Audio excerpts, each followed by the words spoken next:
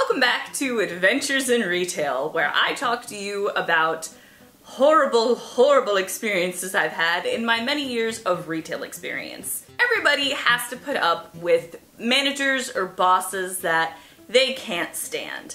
And I feel like it's just really difficult in the world of retail because you just have bitter, jaded people helping make other people bitter and jaded. So we're going to talk about some reputably horrible bosses that I have had. The first one is actually one that I had at the place that I'm still working at now, which again, I will not disclose in case they have any legal right to sue me.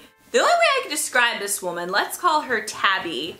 She was kind of a comic book villain brought to life. She just was really dramatic and paranoid and just, oh God, I don't even know. She, like, the first thing that she would do that immediately drove me up the wall is she would come up to your register, and if you didn't have things specifically the way that she would have them, she'd go, pet peeve, the tape needs to be on the right side of the register, not the left, pet peeve. And it would be about every little thing. You can't leave your pen there, pet peeve, can't do it. And I'd be like, bitch, what are you doing? Like, and she'd do this when I was trying to help a customer or something. Like, she was just a dick about it. And one of the funnier stories is she would just get so irritated with people and talk down to them. And one time it really blew back up in her face because me and a bunch of other girls are at the far side of like this line of registers, and she's over by the front. Like, we're over here, she's over here. And she just looks at the four of us and goes, Melissa! Now keep in mind, no one in this group is named Melissa. I'll keep their names out of it, but there is no Melissa. No Melissa works there, actually. So she just yells, Melissa! Melissa! Melissa! And we're all just looking at her. Who is Melissa? Who are you talking to? She's like, wait a minute, what? Nobody's Melissa? No Melissa works here. And her first response is, well then why didn't one of you come over then?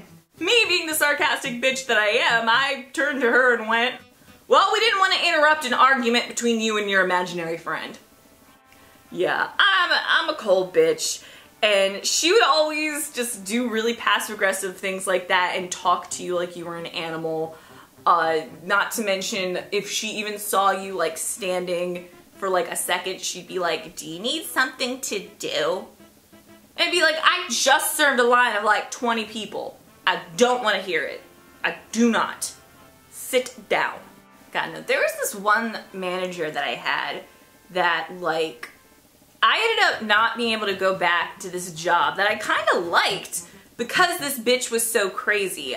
I would do like crafts with kids, like parents would pay like $1 or $2 and I'd teach a kid how to do a little cute crafty thing while they were down at this shore location, and it was fun and it was cool. But this lady that I worked for, she would like, she would tell me things and then double back on her answers. Like, she'd say shit to me like, oh, well, okay, well, it's your job to design, like, the activity for the kids to do. And then last minute, she'd be like, oh, you can't do that. You need to have this whole other thing. Or I would design one, and then she'd be like, oh, well, that's nice, but that's not the, like, activity that we need doing. Or there'd be, like, specific weekends where events were happening, and like not telling me, she'd be like, oh, well, where's this thing? What thing? The thing that we have every year during this event. Well, I was never told about this thing. Oh, well, you're supposed to have it. One time I was told the morning of an event that I was supposed to have like 150 copies of a thing for this event for the kids to do, but it had to be this thing because it was for this very specific festival thing that they were doing, and I did not find out until like the morning of. And apparently these are like annual events that they have every year, and But when she like gave me the job, she told me like, oh, okay, it'll be your job to come up with the crafts that the kids do, which I'm good at, and which was pretty fun, and it was a nice job.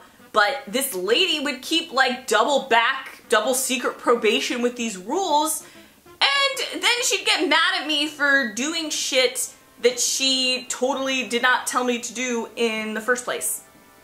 Also, same boss, she tried to get me to do work for free. She told me that, like, you know, the place that they work, she's like, we open at 10, like, that's when, like, our gates open, and you have to, like, make sure, like, your shit's ready to go by 10. So I would get there and sign in at 9:45 and start setting my stuff up, because it was like, I had to, like, basically, I didn't even have a real table.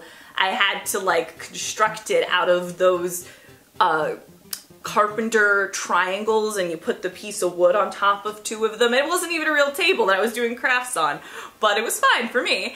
And I had to like set everything up before we opened. So that's fine, I would just get there at 9:45. But then she comes up to me and says, oh hey, by the way, you do know that you're supposed to be here at 10, right? Not 9:45, like, and she kind of like implied in the conversation that I was trying to get the 15 minutes more money. Fine.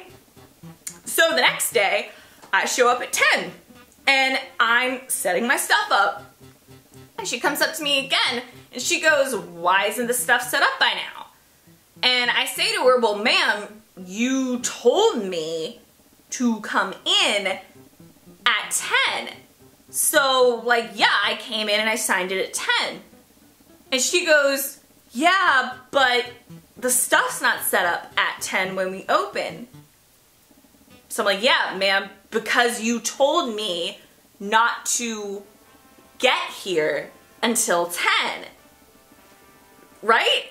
And she goes, well, I told you you couldn't sign in until 10, but that doesn't mean that everything shouldn't be set up until 10 o'clock. It should be set up at 10, but you can't sign in until 10.